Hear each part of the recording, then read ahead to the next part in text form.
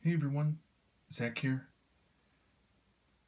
Once again trying a little something new, this time a toy review, including unboxing, so straight from the packaging, talking about this toy. Apologies about the sort of thrown together setup here, at least it's not cluttered, but I don't have any backdrop or anything to set up, so this is kind of the angle I had to use. Thankfully the toy isn't very big.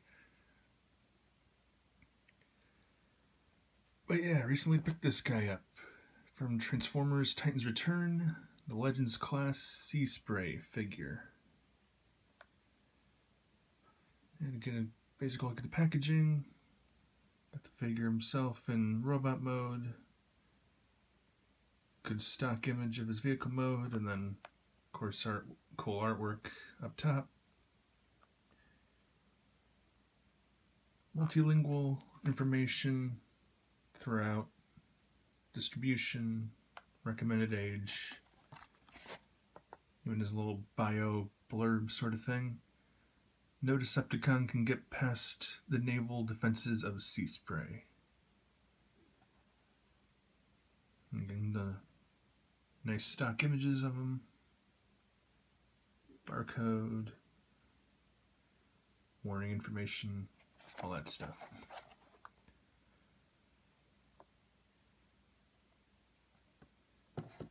So yeah, time to actually get the toy out of there. Got little scissors here that I usually use for these toys.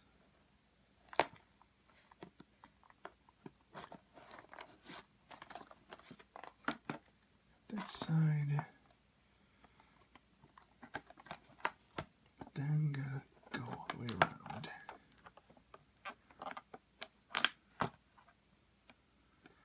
Again, sorry that some of the stuff might not be perfectly in frame. Still gotta learn from the little Amazon unboxing I did.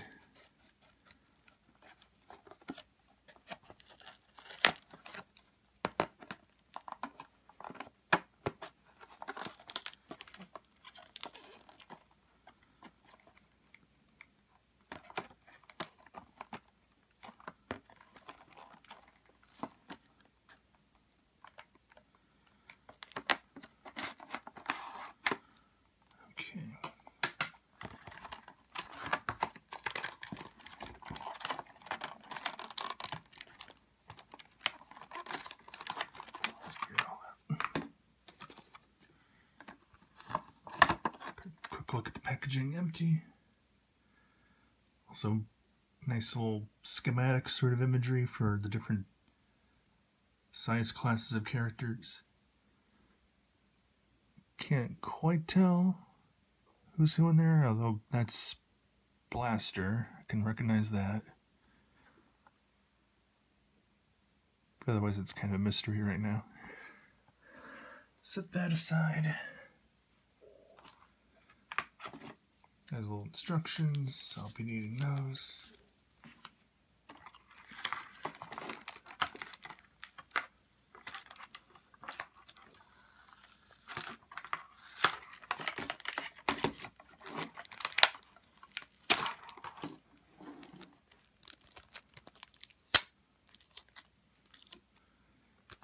Get the tape off of this.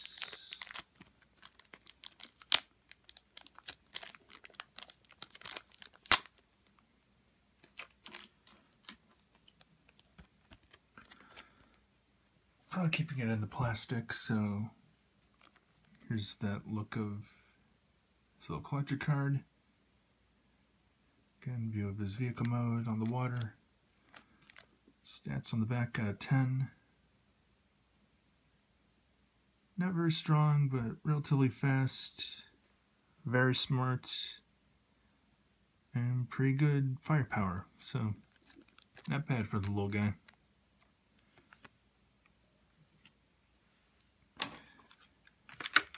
Then actually get him out of there. Get this thing popping out. reckless to do that. Didn't realize there was a rubber band there.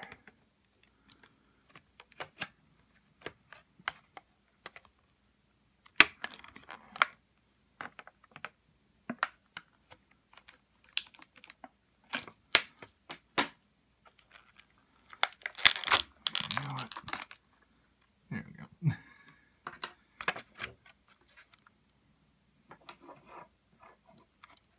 Again.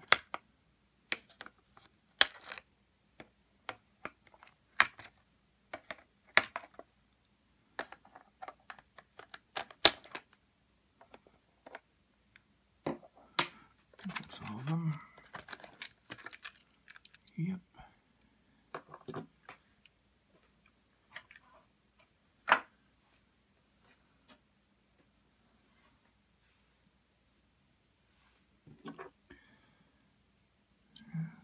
Properly pose them. Ranges crazy big feet forward.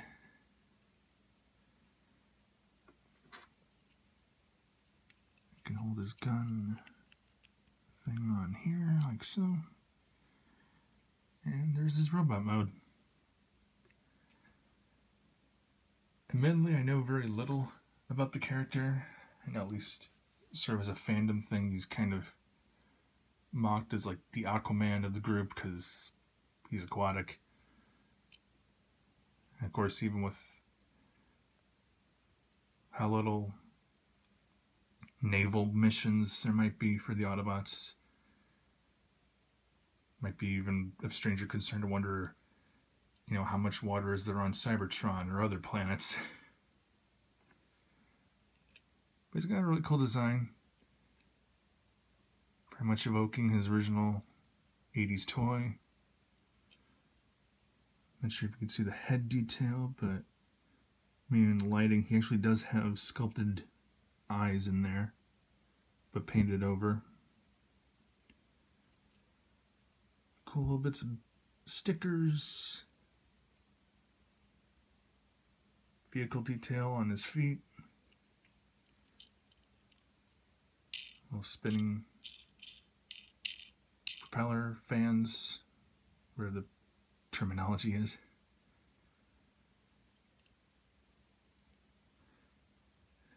Nice and boxy little guy. Sorry about the cut there. There was some noise that stirred up. Had to wait for that to pass by. Didn't want that to interfere with this, but very good detail on him.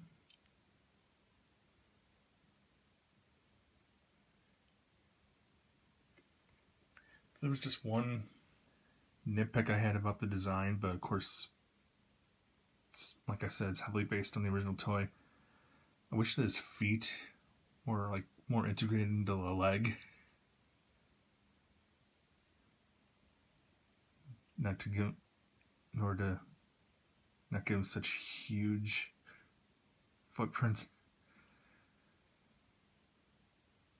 But at least the advantage is that unless there's something seriously wrong with his leg joints, he'll stay upright with very little trouble. His articulation, I think his head turns. Looks like it does. Yeah.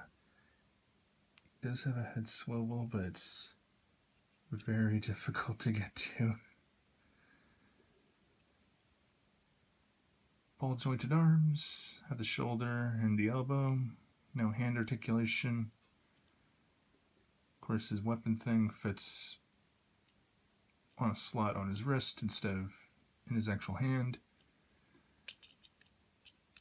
Ball jointed hips, thigh swivel, hinge knee forward and back.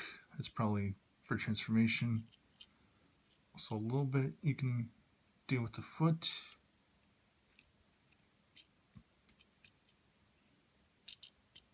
So could put him in a good variety of poses. Also, an interesting thing about his weapon thing is that actually could fit that on there to give him sort of his G1 cartoon belly. That's basically the robot mode storage for his weapon. Either set it aside or where's it at? Where's it on his stomach? But even so, it doesn't really mess with his appearance that much. So on to transformation into his vehicle mode. How is this giving me trouble?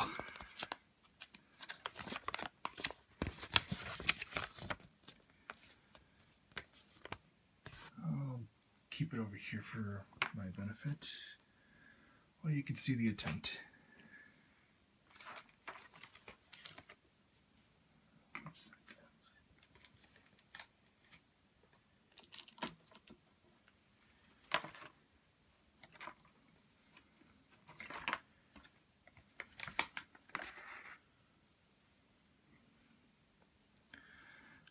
Okay, starting off, you raise this to your back assembly somehow. Okay, bit tight there, but should loosen up probably over time. Place his arms up like so.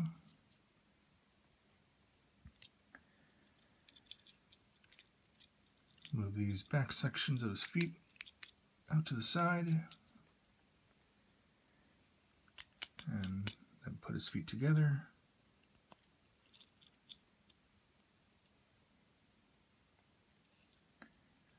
And then flip that down.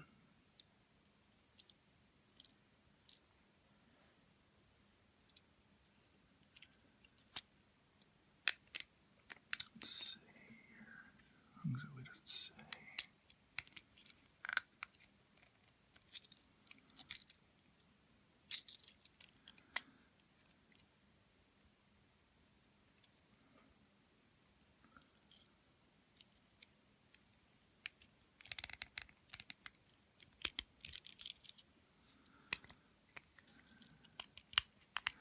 Sorry, I'm struggling with this step.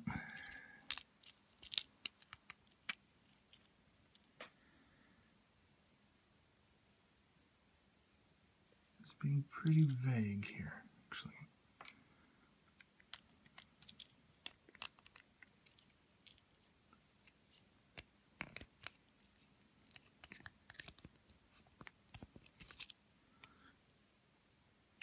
Nope.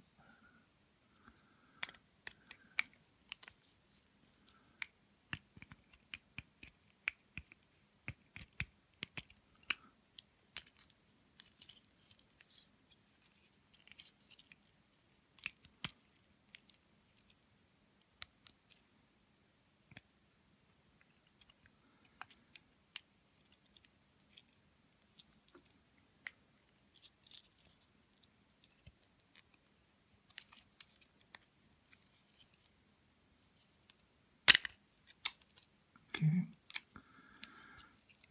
Is that what to do that? Oh no, that's wow. Okay, no, it wasn't the entire back section. It was the entire back section, not just that. That's what messed me up. And I can tap those in there.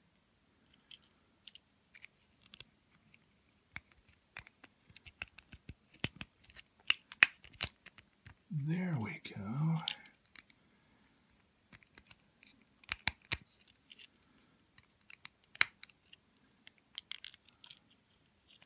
So much easier when I look at an early step more carefully. Line that up. Put this little panel up to just vaguely cover his head. Places a little weapon belly thing back on there. And there he is in his hovercraft mode. Again, very nice sculpting, good colors. If he's based on any sort of real world model of hovercraft. I do not know what it is, but obviously meant to be pretty big given the window proportions. Again, has the nice fans, except for the head. The robot mode's covered up pretty nicely all around, even with the visible fingers and stuff. No wheels or anything though, so he's on a surface that scratches very, very easily. Be careful of that. But also unnoted in the instructions. God, let's break this again. Is that like most, if not all, of the Legends class figures in the Titans Return line, it's got a little seat somewhere that can comfortably accommodate a little Titan Master figure. Brought out Stylor, separated him from Chrome Dome to demonstrate.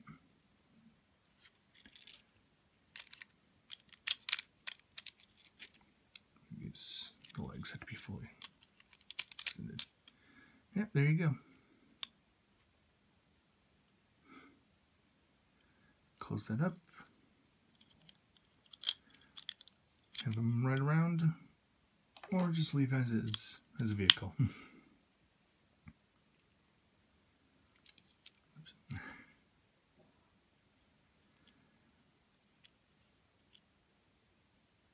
But yeah, that's my first attempt at this sort of video.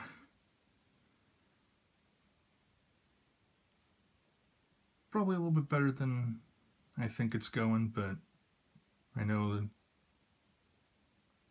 there's a lot of things to work on.